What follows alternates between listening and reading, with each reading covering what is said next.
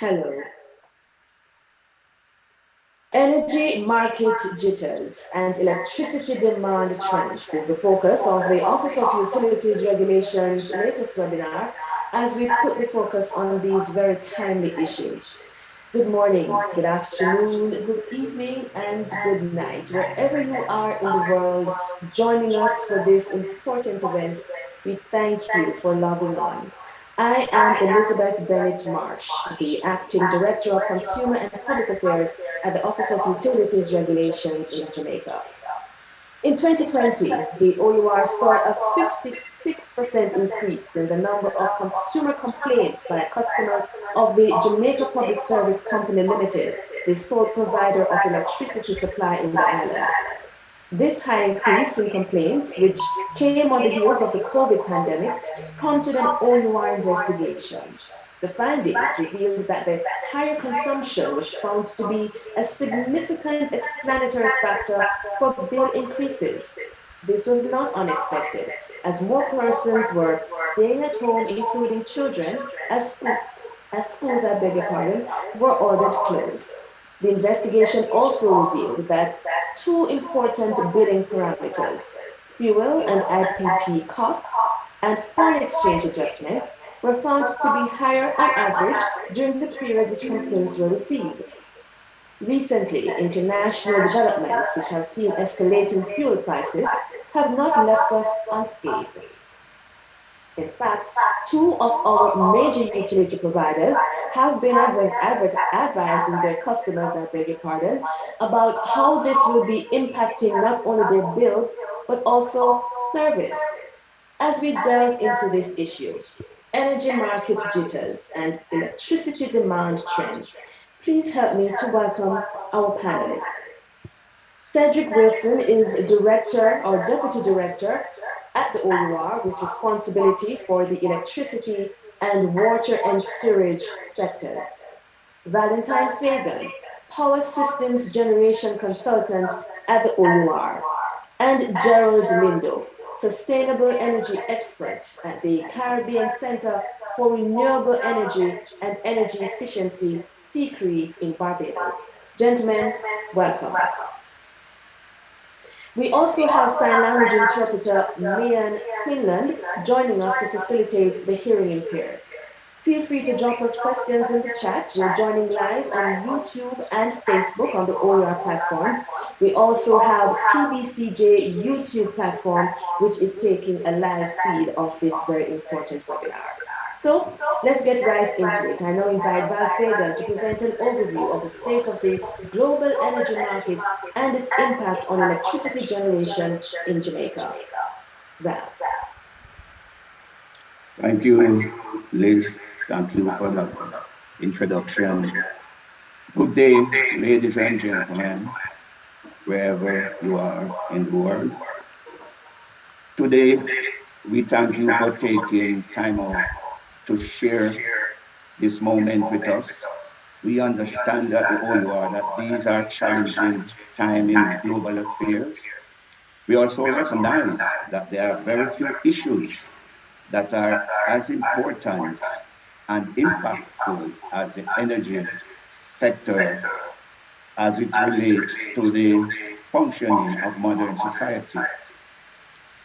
These are also issues that are now being magnified during the global pandemic, and as if that was not enough, really. We are now staring at the fallout of the current Ukrainian-Russian conflict and all that implications for the energy market. It is therefore my pleasure and an honor to be afforded the opportunity to share with you the OUR and our views on these developments. Thank you. We will commence our presentation by looking at the status of the global market.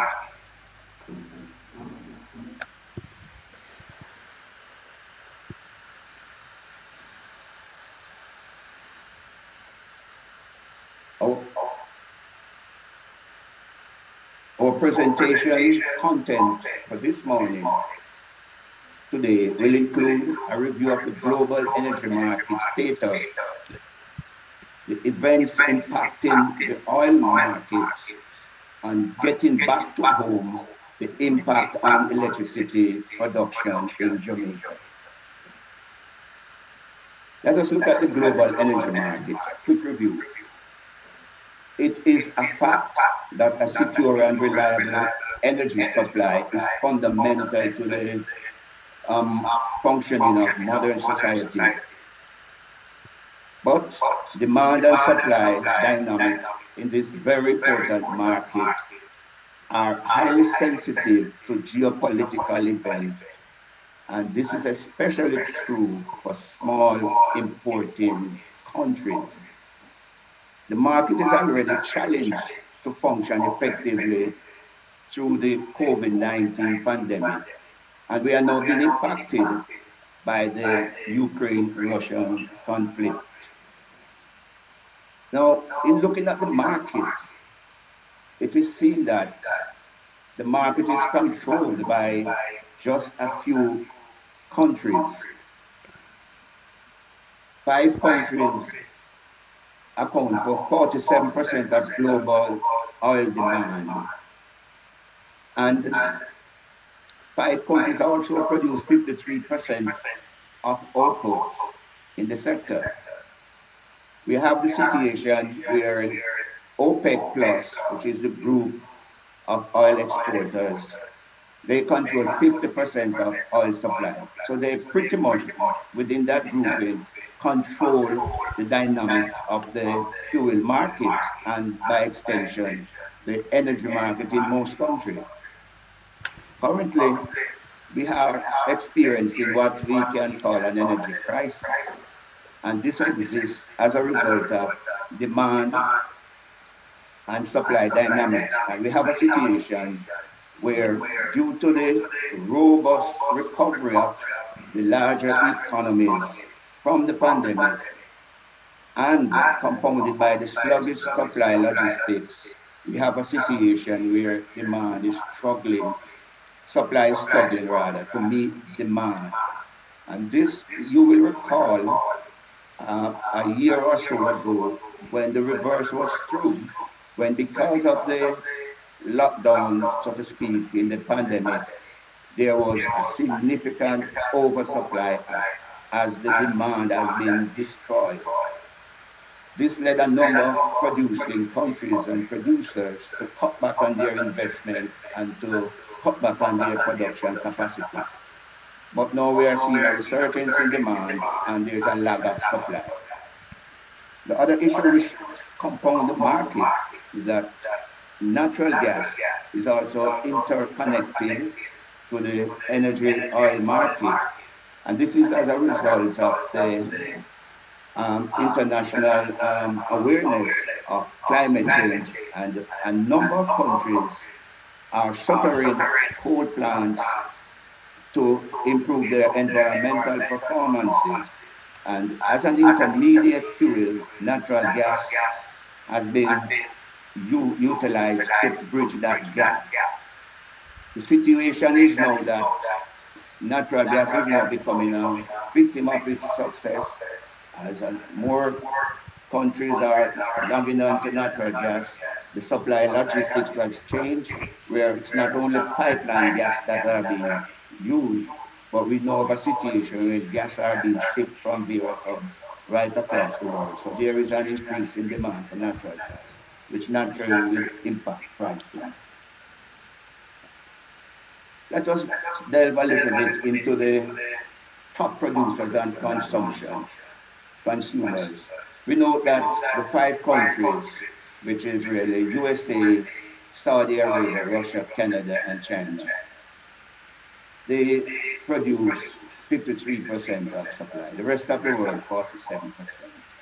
The top consumers, the USA, China, and the rest of the world, 53%. So those countries literally control what happens to in the energy and the oil markets. Now, energy crisis, and some of us may recall, is not really a new phenomenon. Historically, Hello? prices have been moderated or impacted by global Repeat. crises. And we can recall, and in fact, next year I'm represents not hearing an echo the on my 50 side. years since the Arab Really? OPEC embargo. When oil No. went up, then there are several other I'm not scenarios checking that YouTube, you know. impacted. We Let me include go and listen to the you. Gulf War, the economic crisis, recession, the economic No. recession, and now we Let me are check it back and feeling the see. brunt of the COVID-19 I'm not hearing an pandemic, echo on strong my side. recovery, low investment, and now Is only the YouTube having the Ukraine echo or Facebook as crisis. well? So they are compounded to create a perfect storm. Currently, global oil and demand and supply has an imbalance. And the slide there shows the impact of the COVID pandemic. If we look at the 2019 demand, we note that daily demand, barrels per day globally, averaged in 2019, pre-pandemic, just about 100 million barrels per day.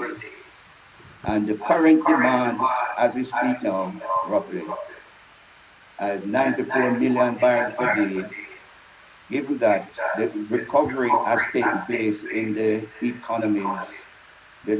So supply is very tight. The supply logistics are not up to par as yet. So we have what we would certainly call a crisis in the energy situation. Let us come back to this year. Recently, we have seen the spike in oil price due to the demand being increased at a more than anticipate rapid rate. We have also now seen since March, since the beginning of March, and that slide shows there the rapid increase in oil prices, moving up to 100 plus dollars per barrel. And that is another impact of the Ukraine crisis on top of the current shortfall due to the recovery from the pandemic. Similarly, natural gas price has moved. Natural gas is currently susceptible to weather conditions, except especially in Europe and in North America, where heating is a major factor. Another major factor is the shift from coal to somewhat cleaner natural gas. So there is a demand. While more stable in terms of pricing, we can expect some offshoot. Looking at the impact over the years of global crises or global events, we note that the increases, while sharp, they are not usually prolonged because there's a situation that as soon as prices go up, the higher prices will destroy some demand and more producers will get into the production system, more investment, unlocking more supplies. Hence, there's a tendency to recreate that equilibrium, and the prices tend to level off at that equilibrium level. So hopefully we have a short, not too long crisis, so to speak. If we look at the global energy mix, we see that oil approximately pre-pandemic, 33% of the energy demand globally, coal 27%, and gas has taken up to 23%. And as previously explained, gas is now becoming the intermediate fuel, wherein as plants shut down and we look at power transition fuel to more cleaner energy, natural gas becomes a natural choice. You will also notice that renewable energy has increased to 15%, 15.7%, and that is a good sign. Again, the market is still dominated by the fossil fuel, which is really 86%, 84% of the market. Closer to home, let us look at the impact of these issues on the energy situation in Jamaica. No doubt we are a net importer of energy. As a result, we are very vulnerable to the pricing shocks occasioned by the various events outside of our control mostly. We note also that energy is a significant impact on the Jamaican economy. Specifically, about 18%, 19% of our import is due to energy supplies, 18%. So that's a very huge portion of our imports. So any movement, any significant movement will have significant impact on both our foreign exchange trading and also on the economic burden on the society. It will also reduce our country's competitiveness as production costs, electricity costs, etc., will increase. Jamaica is also not a very large consumer, relatively speaking, of course, of energy. Our demand is approximately 65,000 barrels per day. And by the way, a barrel represents, for those of us who are not really familiar, a barrel represents 35 imperial gallons of liquid. So we are using 65,000 times 35 gallons per day, compared to international market where the demand is just above 100 million barrels per day, which translates to approximately 3.5 billion gallons per day. So we are just a drop in the barrel, so to speak, and we have no influence on the market, really. We are, as you would say, price takers. So that is an issue for Jamaica. Looking at our energy mix, we know that the transport sector is one of the largest users of energy fuel import. In fact, in 2020, energy uses by the transport sector amounted to over 50% of the total energy usage, with land transport significantly 30%, and lest we forget shipping, bunkering, and aviation 22%, and our key bauxite sector 11%, 11.3%, and electricity 28.5%. We have a situation in which in the electricity sector, 59% of the energy use comes from liquefied natural gas, 28% comes from liquid fuel, HFO, and 13% from renewable. What this is saying is that 3% really of the national energy mix is from renewable. Electricity consumes 30%, so 3%. So we are dependent on external sources for 97% of our electricity. But the electricity sector has improved. We have got more resilient. Recall in 2015, the mix was 95% liquid fuel and 5% renewables. Today, we are 13% renewables. Still not where we want it, but still a significant improvement over 2015, 5 years ago. So given that significant portion of the energy generated is generated from natural gas, 13% from renewable, to a certain extent, we can expect a certain level of price stability as it relates to fuel demand for the electricity sector. Looking at the mix within the electricity sector, we see we have moved, we have cut down our use of HFO from over 95% to 27%, and we have increased the natural gas to 59% and renewables 13%, still a way to go. So how do we minimize our impact due to electric energy crisis? Well, it is obvious that we need to minimize our dependence on imported oil. To do this, we need to take a number of actions, including promoting energy efficiency by way of promotion, policy, incentive, increase the use of renewable energy in the mix.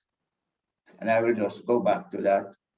Accelerate the integration of economic renewable energy. And I say economic because renewable energy, while they have their upside, they have some challenges in terms of their variability, and they may need additional investment to control those. But once they are installed, they are not subject to the price risk in the energy market. We definitely need to accelerate the introduction of electric vehicles in the transport mix by providing incentives to acquire and operate EVs. I know that's a program that is ongoing and the government is giving considerable attention to that factor. We need to diversify the type of fuel source. Remember, diversity is our best hope for security. And we need to, as we have done in some fuel, engage in favorable bilateral supply arrangement, which dampen the exposure to price shocks at difficult times. We also need to employ good commercial strategy to limit our exposure, hedge a portion of our consumption to protect against massive price spikes. However, there's a lot of uncertainty in the oil markets. So hedging is a very complex task, but we must have the discipline to purchase hedges when the market is favorable and not when we see it's going to the roof. We say that the above initiative could benefit by diverting funds normally used for price hedging to facilitate investment in providing perhaps more incentive for EVs, more incentive for renewable energy take-up. And so that's another way of ensuring that a certain level of energy security is provided. I think, having said all that, I thank you for your attention.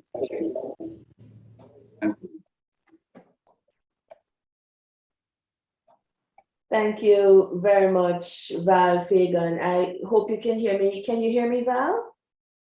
Yes, I'm hearing.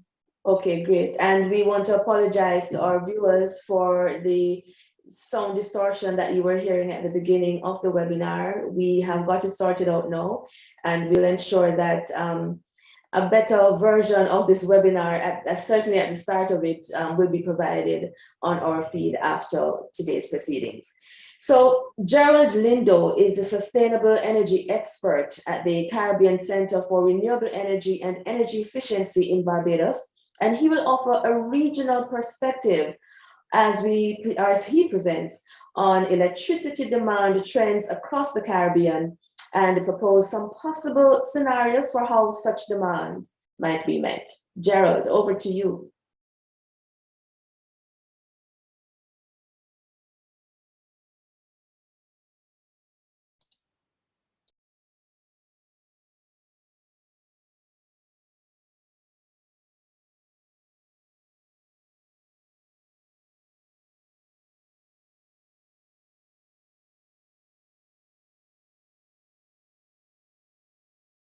You're muted, Gerald.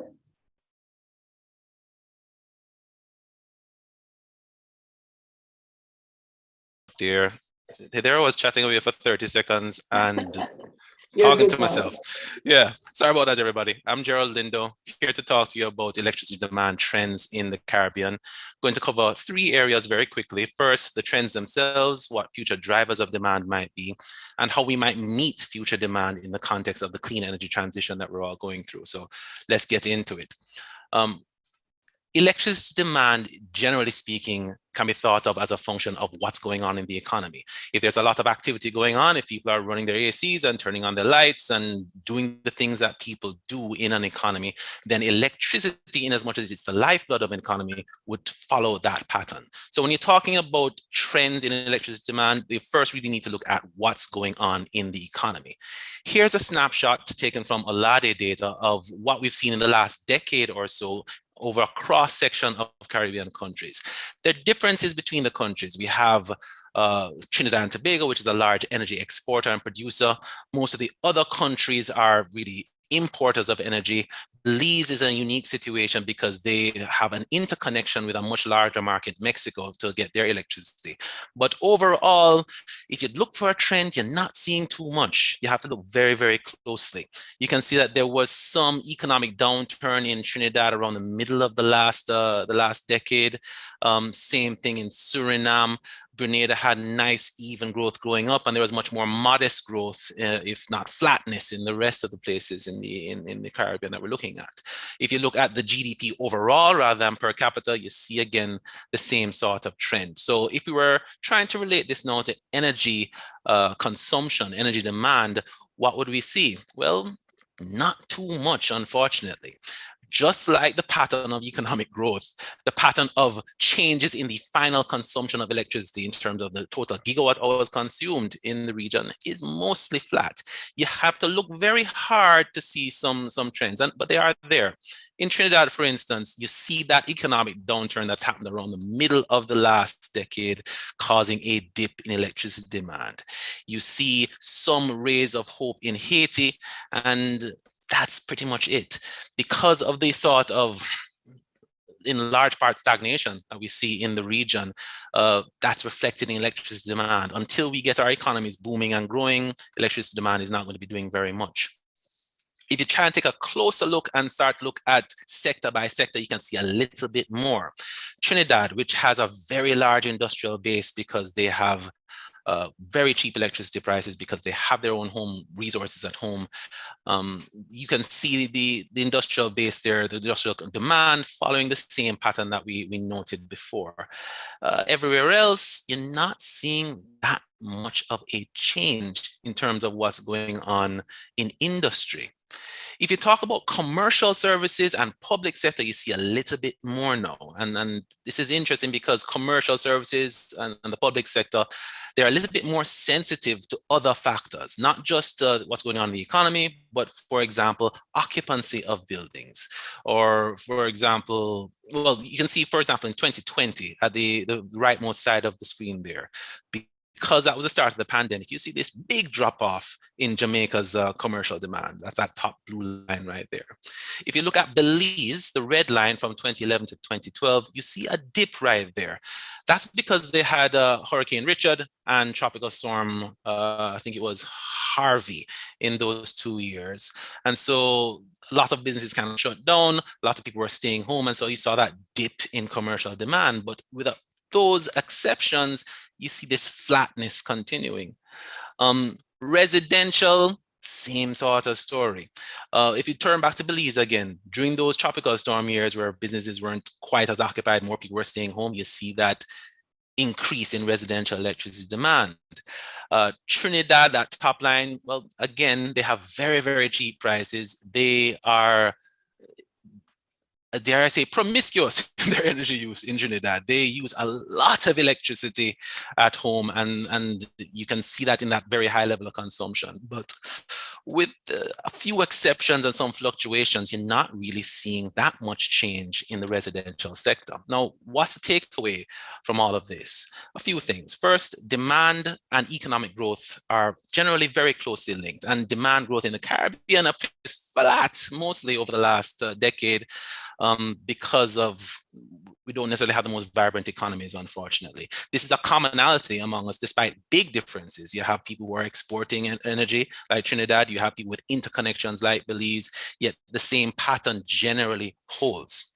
We note as well that disasters or structural changes may disrupt the trend. So when we have COVID coming in, you see that in the trend. When you have a tropical storm, that is reflected.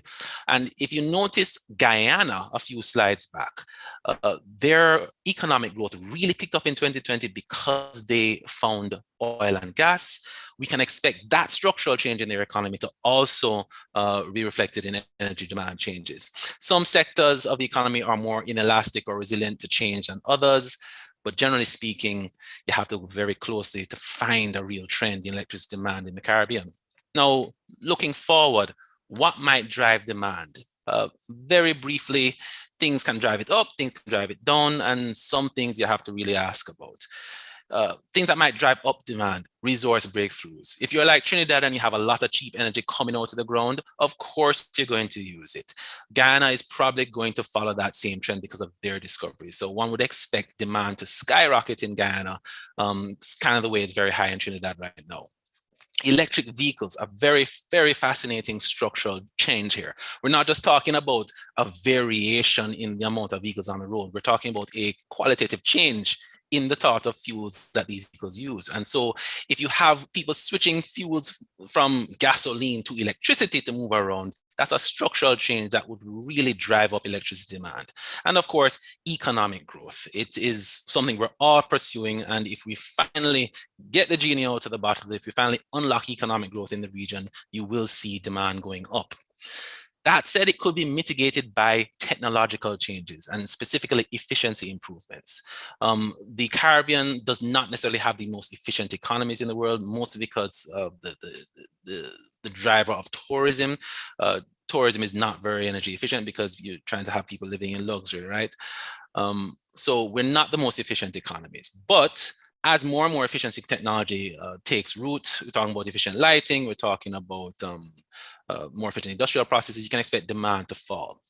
Climate change, now, that's an X factor. In as much as climate change can really wreck our economies, you can expect that to cause a fall in demand. But in as much as climate change can increase temperatures, you might expect to see an increase in cooling loads, which would especially affect the commercial sector where you have a lot of ACs in the place. So again, the takeaway is technological change can drive electricity demand, either increasing it or decreasing it. Economic growth will almost certainly increase demand. Cheap local energy resources can cause demand to skyrocket. If you have it, why not use it? And climate change can have unpredictable effects, though they're generally predictably bad. Very quickly, let's talk about how we're going to meet demand in the context of the clean energy transition. Now, the easy answer as to how we're going to meet future demand is, oh, we're going to use renewables, because we have a political commitment almost universally in CARICOM towards increasing the share of renewables, even up to 100%. We want to green our energy systems. We want to stop using fossil fuels, in principle, and get towards clean energy, it is said. This chart shows you the targets versus the reality. In red and green, we have what countries are aiming for, and in blue, we have where they actually are as of 2019. A lot of these targets are in about 10 years, by 2030, less than 10 years. So while we do have a political commitment to meet future demand with renewables, I'm not sure that the action on the ground reflects that, that political commitment, unfortunately. If you take a look at where renewable electricity generation is increasing and you aggregate it across a number of countries, you can see that over the, say, since 2000, there has been an increase in the share of renewables overall, which is good. That suggests that trying to meet future demand with some renewable electricity. But if you look a little bit closer, it's again a bit of a mixed bag. If you notice, the share of hydroelectricity is actually falling. If you adjust this chart to say what the yearly net additions of renewable electricity generation to Caribbean countries are, like you see that mixture. You can see that for a number of years, the amount of hydro that's been generated in the region has actually fallen quite a bit because of drought events, driven again by climate change. There's also been some decommissioning of solid biofuel plants using biogas to generate electricity. So we're not necessarily meeting the demand with renewables, even though we have this commitment to do so. The truth is, and Val had mentioned this, right? If you take a look at what is installed generation capacity in the region, most of it is fired by fossil fuels. That big black circle in the middle there, that is a representation of how much proportionally of installed generation capacity is from non-renewable thermal generation, burning stuff. This is of 2020. We've made some progress. This is what it looked like in 2010. You can barely see solar at all. But either way you take it, non-renewables is what dominates our space right now, despite what we say our targets are. And there are good reasons for this, right? As was mentioned, renewables, they're cheap to run, they're cheap in the life cycle cost, but they're very expensive up front. And the question of how you're going to finance the transition is a very hotly debated and contested one. Lots of conversations, I'm sure you might have seen it online or in the news. On the one side, people want development. They want to give energy to the billions of people who need these energy services. And if you're asking poor people to pay more for electricity, that's a losing argument. That's why even Mia Mottley, Prime Minister of Barbados, climate champion, she's defending fossil fuel exploration off the coast of her island, because she's saying if the rich countries are not going to pony up the money, then what do you expect us to do except use our natural resources to develop our people? And again, very contentious. Some people would say that the US is not doing enough to contribute. Others would say that Africa is turning away from renewables, which is strange, because I don't know how you say that 13 million square miles and 1 billion people have a single idea. I think there's a lot of mischaracterization in people's positions. But the point is, it's quite contentious. The takeaway here, policy ambitions for renewable electricity are quite high, but deployment and action do not yet match that ambition. And a low carbon energy future is inevitable and desirable. I mean, this is basic physics. If we continue to burn fossil fuels, we will continue to pollute our atmosphere and continue to change the chemistry of this planet in a way that's going to hurt us. So moving away from that towards a low carbon energy future must happen. But we may continue to delay that or defer that for various politically or economically salient reasons. But really, make no mistake, as good as those reasons may be in the moment, delay is bad, and we need to find a way to make progress. That's it from me. Thank you very much for your attention. I hope I didn't run too long. Back over to you, Liz.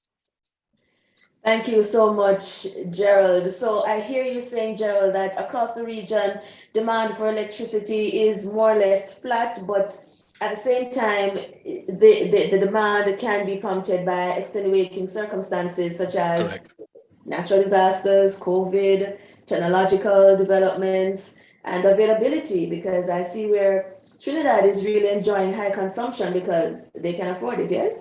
Correct. And it's available to them and so on. So let's bring it closer home now. And at this point in time, I invite our Deputy Director General with responsibility for the electricity and water and sewage sectors, Cedric Wilson, to give a local perspective as he examines electricity demand trends in Jamaica with a special focus on the impact from the onset of the COVID pandemic. Cedric.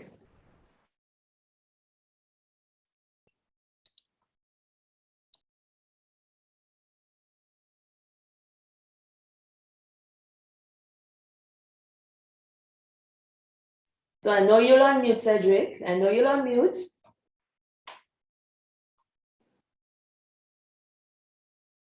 And just while I wait for Cedric to unmute, if you have any questions, please feel free to drop them in the chat, whether our YouTube chat or our Facebook chat. We'll be taking your questions right after Cedric's presentation, and we'll take them in the order in which they appear. We won't have much time. We're trying to give as much of your chance to ask your questions as possible.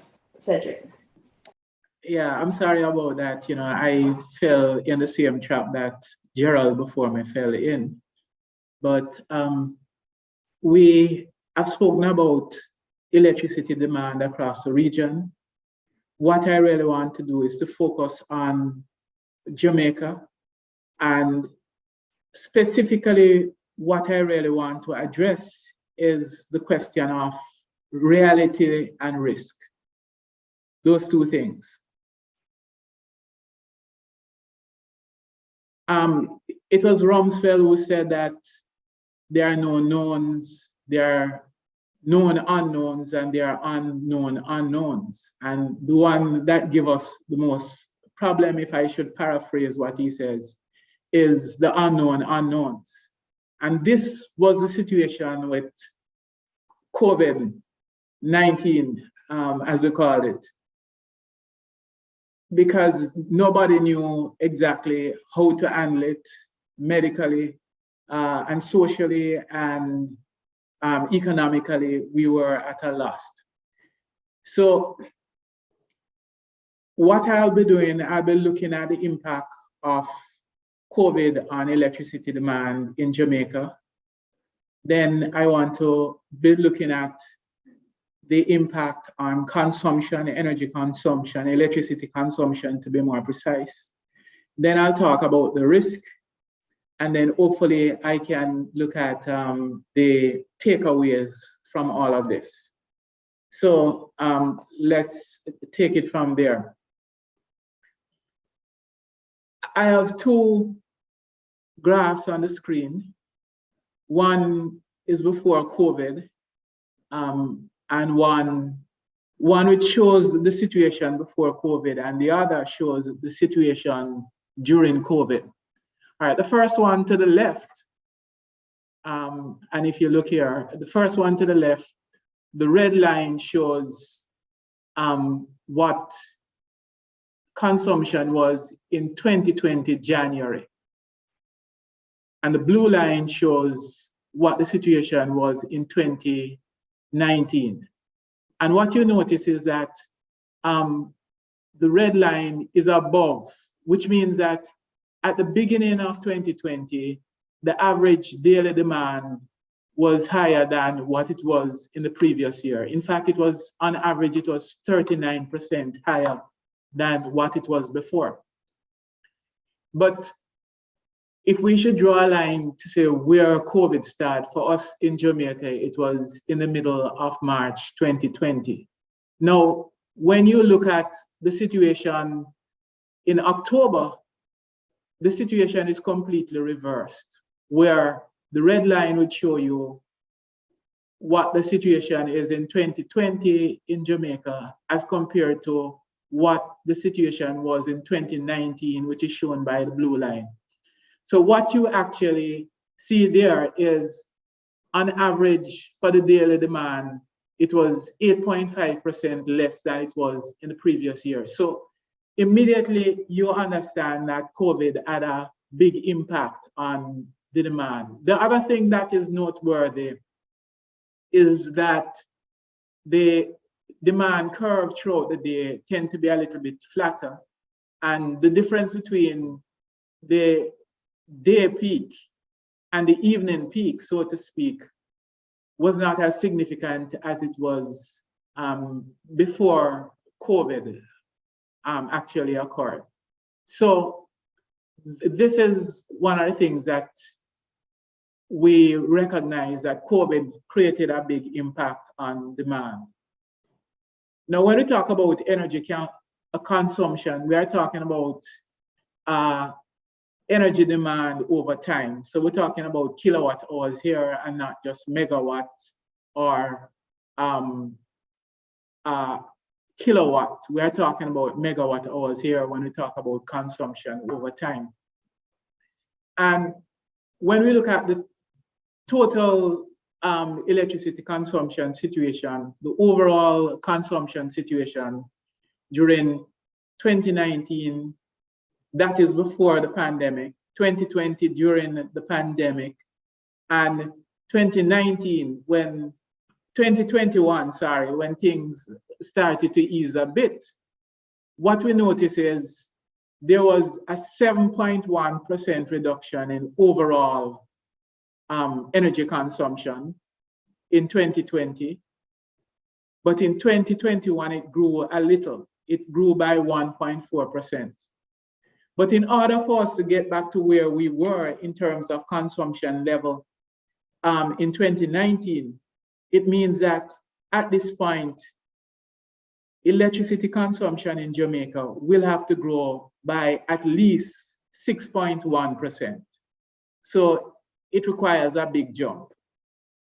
But the picture, while total consumption fell by 7.1%, this wasn't the same situation in all classes. When you look at residential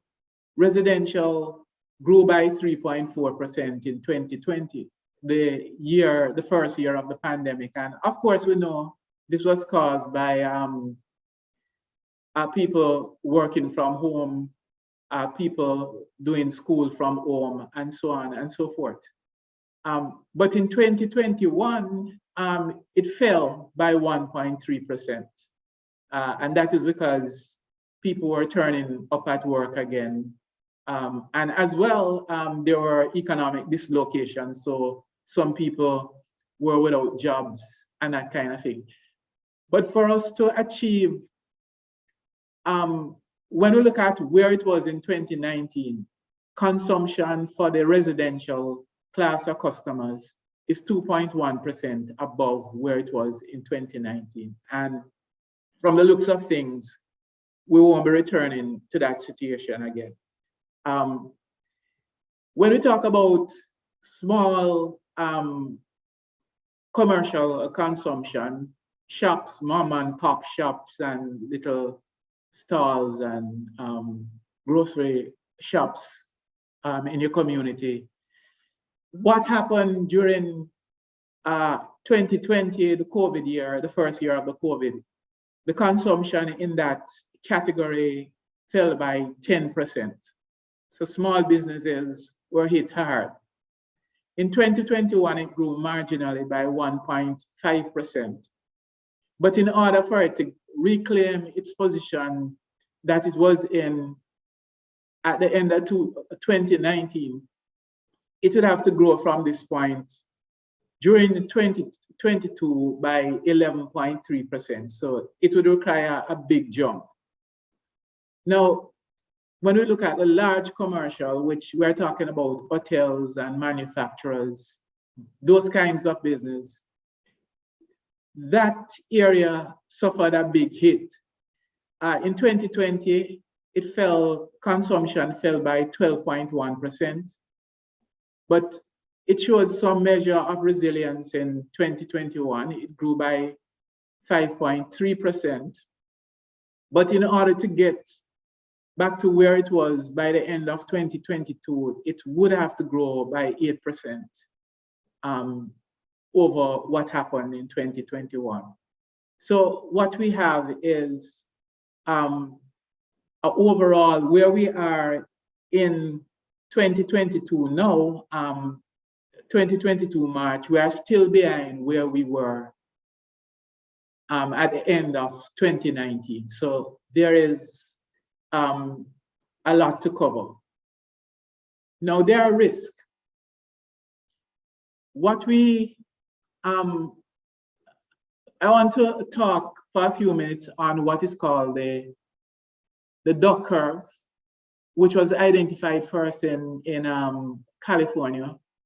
What this duck curve revealed is that with the addition of solar panels and distributed generation, what happened is the demand for conventional resources to generate electricity fell each year during the day, right? So it fell each day during the year.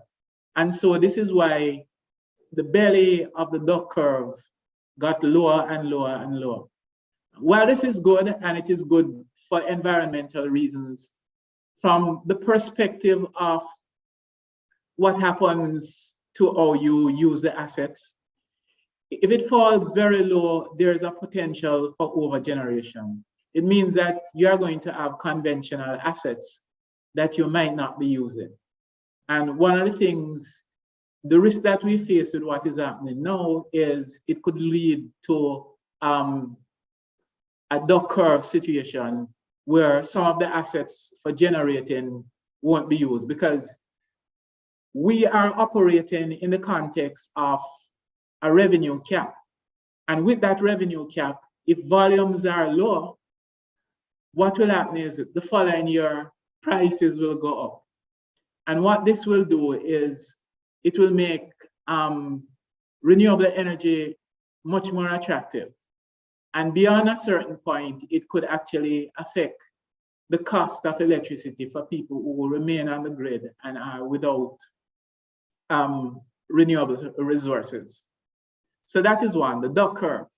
The second risk we face, and I somewhat alluded to it a little while ago, is the price kilowatt hour migration. And again, what we are talking about is a price cap situation.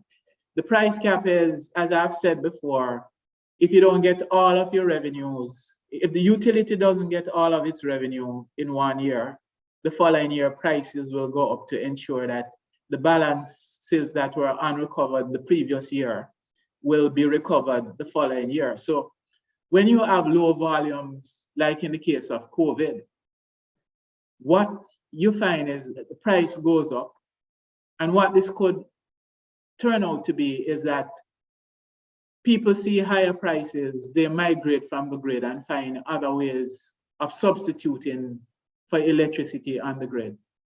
So you find more solar, you find, in the case of Jamaica, more people might be buying natural gas to deal with their energy needs. And as a result of that, there is a gap between what should be recovered by the utility and what they actually recover, and that sends prices up. And with higher prices, it leads to a migration. And then again, that sends the prices up again, and this can lead to a spiral. So this is one of the concern about the possibility of a price kilowatt hour migration spiral. So what are the takeaways? I'm going to try and wrap up quickly. One, the pandemic has flattened the demand curve. Two, the pandemic has led to significant reduction in overall consumption.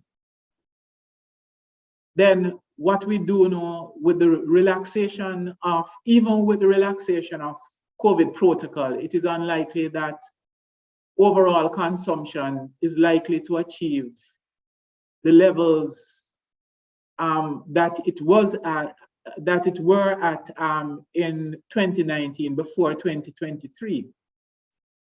And furthermore, with the turbulence that is occurring right now in the fuel market, with higher prices, this could push that recovery way over into 2024. The other set of takeaways are, if electricity prices continue to rise over the medium to the long term, what we might find is a situation where people substitute renewable energy, which will be cheaper, for conventional energy. And what that means is that for the people who remain on the grid, they could see higher prices. Also, in terms of managing the situation, what is absolutely necessary in the case of Jamaica is for us to get back to the IRP, the Integrated Resource Plan, which is a roadmap which indicates additional generation, additional transmission and distribution capacity on the grid. And that is necessary because if we operate with the plan that is in existence now, it is likely that electricity prices will go higher, which really is not a good idea if you're talking about growth in the economy and given how vulnerable we are to oil prices and all of that. And the other point that is worth making is that the capital plan for the utility, this needs to be re-examined in order to look at what can be done to ensure that electricity prices don't grow faster than what it should be, given that there are delays in the rollout, in the volumes being taken up as a result of the pandemic. So this is where we are going to stop. Of course, in the midst of every crisis, there lies great opportunity. That is what Albert Einstein said years ago. And hopefully we can use this as an opportunity to carry us on a different plane when it comes to electricity and electricity prices. Thank you.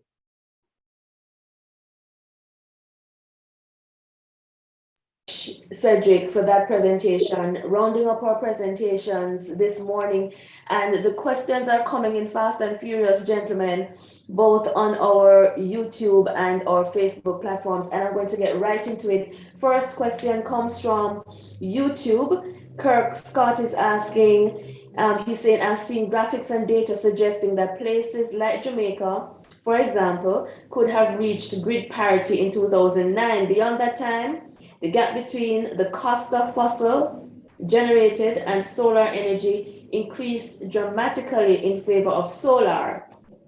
This indicates an enormous loss of opportunity. What explains the cross-the-board failure of leadership to exploit this golden opportunity? Was it just lack of vision and will, or were there technical and economic reasons? I don't know who wants to take that one. Anybody wants to jump on that one? So Kirk is asking. I could respond. Yes. I could respond. I don't see you on video. Are you there? Okay. Yes, I'm there. One of the things that we have to recognize about solar energy in comparison to the conventional, when you reach grid parity between one technology and another technology, you don't just abandon the old technology like that, because what they do, they represent investments already in the ground, and these costs have to be recovered. So it is not a case where you are going to substitute all of your conventional plants for renewable plants, because it just doesn't work that way in the real world. So the question is, the important question is, how do you integrate renewable resources in your grid? And that is why I think a decision was taken to do it by way of an integrated resource plan. And I think the only time you could consider it a failure is if the resource plan doesn't take into account all of the various factors, like what I just said earlier on, that given that the demand for electricity has been set back somewhat, what you need to do is to revisit that plan and see the optimal path that should be followed. But I don't think it is so much a question of lack of vision or leadership. I think the dynamics between conventional and renewable energy is something that has to be managed in an economically efficient way over the long term. Okay, thanks, Cedric. If I could just get you going back on video, you weren't on it for the question, but I think somebody was asking a follow-up question to say, what about the lack of ancillary services from solar?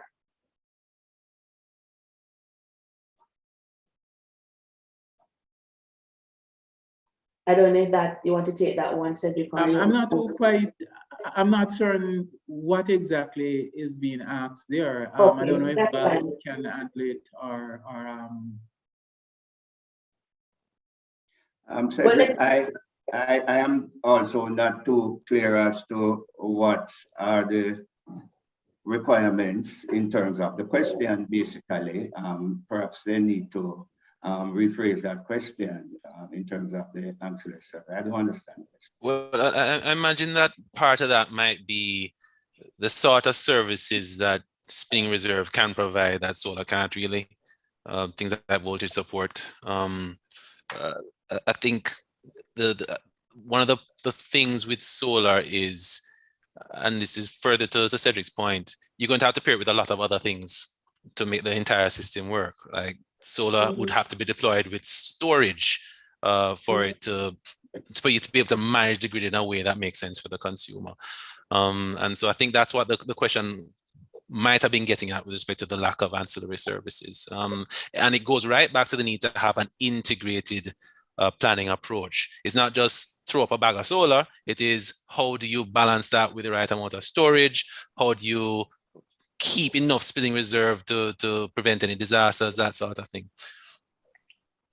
And I agree there in all that you mentioned, but we have to be very careful how we look at renewable in terms of what it can do to the grid, because as we mentioned, and I think it was mentioned by yourself, the variability, we cannot just look at renewable resources because they have significant other investment which a lot of investors need to take into account. We have to look at one, storage.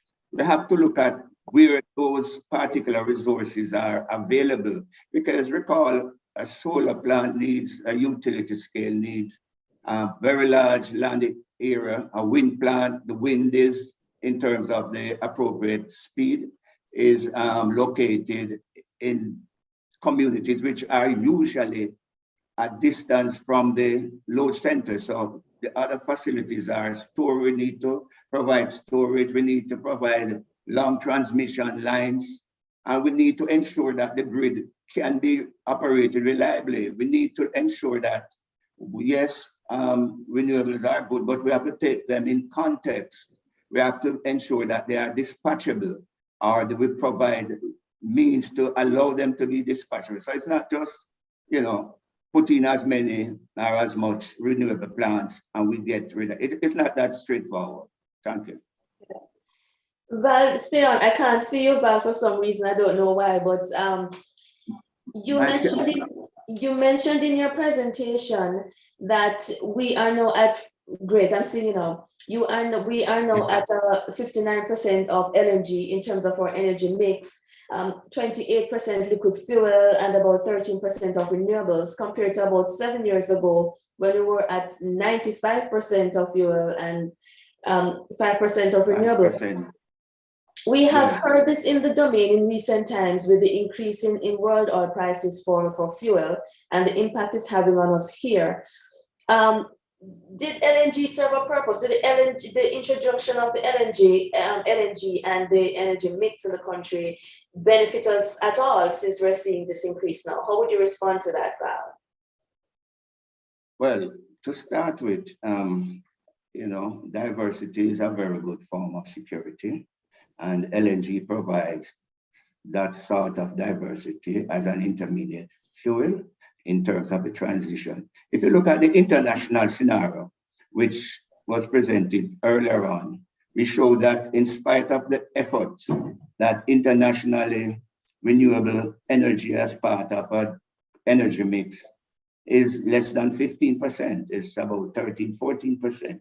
Because, you know, while it is good to say that, we have to be careful. Now, with respect to LNG, LNG is an imported fuel. We have managed to integrate about, as you said, is 59% of renewable energy, of LNG into the mix by converting existing plants and by building new plants. The problem in terms of pricing is that the scale of our requirements is very small. So what you'll find is that we have, while we have better prices than with liquid fuel, the cost of the facilities have to be factored in, and that will contribute to the pricing, not as expected in terms of, but still less than using the HFO. And at this time, we are fortunate to have those plants because we are somewhat insulated to the extent that we use LNG from the spurious and wild ride in terms of liquid fuel. And so I think they have served their purpose. And over time, as we grow into this fuel, as energy demand increases, we will find that LNG becomes more and more competitive locally, although it is still competitive at this time. Thank you, Val. And two more questions. Cecil Gordon, I think he wanted to ask you this question, Cedric, coming out of your presentation. Are you recommending that we stay on the grid to keep prices stable? Cedric? No, I'm certainly not recommending that you stay on the grid to keep prices stable, because essentially what we are operating in is really a free market, right? And what it means is that people have to operate essentially in their own self-interest. But what we're thinking of is optimality in terms of a system rather than the individual. So what you might find is that while things might be lower for one person, the sum of the parts might not be equal to the whole. You know, essentially that is what I'm saying. So from the perspective of a planning purpose, I think we have a responsibility. Those of us who plan the GP and the ministry who do the planning, they should be looking at it to say, when we look at electricity, when we look at the import of fuels, how are we going to get to a point where we will, where it will have the best effect on our balance of payments, and at the same time will cause the lowest impact on customers, and do that analysis, and on the basis you do that rollout. So there are certain things I don't see happening, or I would not recommend. Like there might be a plan right now to roll out a certain amount of energy capacity over a certain period of time. This, when you take into account that we have been set back for a couple of years, this is only going to make electricity more expensive if we don't take full recognition as to what is happening. So we have to balance everything. But as I've said before, the individual companies have to look out for their own economic needs. And that is what is important, and that is what is going to drive the economy. Thanks, Cedric. And I have a final question for you, Cedric. This view, I don't know this person, they use one of those pseudonyms. Firstly, this was a very informative and practical presentation, but my question is, why would we want to rush back to 2019 demand levels? Why not use this dip to fast track our renewable uptake?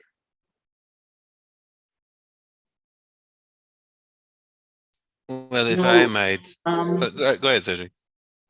Yeah, I would say that there's a distinction between 2019 levels and taking up renewable. When we talk about 2019 levels, we're talking about 2019 levels on the grid itself. Because what you find is that there are fixed costs that must be recovered. And if you don't get back to 29 levels, it means that your price of electricity is going to be higher because of the revenue cap model methodology that will work. Secondly, if you get to renewables, when we talk about renewables, what we are talking about is it is a good thing, and we can't stop people from using renewables. It is good for the environment. It is good for the balance of payment. But each person will have to look at their own needs. And the fact of the matter is, you know, outside of utility grade kind of operations, it might be difficult if the grid is operating efficiently and properly. What it means is that prices on the grid ought to be more attractive than you doing your own renewable thing. And that is what we need to aim for. Okay. And Gerald, you wanted to weigh in on this particular question as well. Sure. In addition to what Cedric said, that dip that happened happened because of a cessation of economic activity, right? So we'd want to have economic activity get back to where it should be. So it's not like the dip represents necessarily an opportunity as much as it represents it's a representation of the crisis we went through, and we want to come out of it as quickly as possible. Now, can we come out of that quickly by deploying efficiency and deploying renewable energy? Surely, but again, that's up to the individual. On a systems perspective, you want to get people back up to consuming rather quickly, because that means the economy is continuing to work. Yeah. Thank you so much, Gerald. And we another thing. There. Yes, yes, Cedric. Yeah, another thing. In small island developing countries with very high service sector, like in Jamaica, the service sector is about 78% of the overall economy. What you find is that electricity consumption drives economic growth rather than economic growth drive energy consumption. So therefore, in a sense, if you can get your energy consumption up, because it is usually associated with tourism and other service areas and stuff, if you can drive electricity consumption, then you will be seeing better growth levels. And this is important. There are other economies where the causality runs in the opposite direction, where it runs from economic growth to consumption.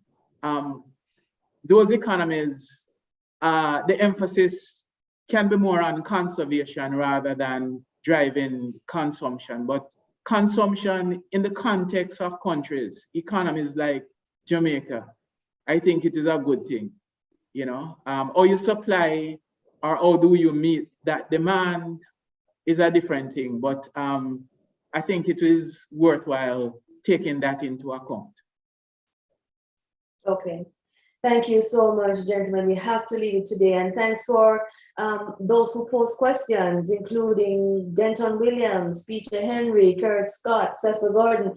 Thank you, gentlemen, for tuning in and for asking those questions. You found it important enough to be here. Brings an end, this field of questions, bring an end to our webinar. We hope you found it very informative. The dialogue, as we always say, will continue. Please feel free to log on after this session and watch again. We'll provide another feed for you because we know at the start it was a little bit, the audio was a little bit patchy. And refer persons to this webinar on our YouTube platform. Thanks to our panelists, Cedric Wilson and Valentine Fagan from the OUR, as well as Gerald Lindo from CCRE, which is Caribbean Center for Renewable Energy and Energy Efficiency in Barbados. Thank you, gentlemen, for being a part of this webinar today.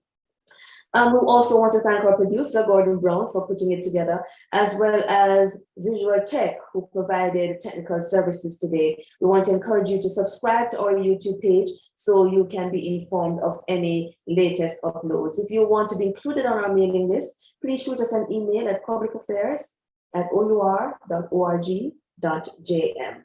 Until next time, we talk again. Take care of yourself and continue to be safe. Thank you all.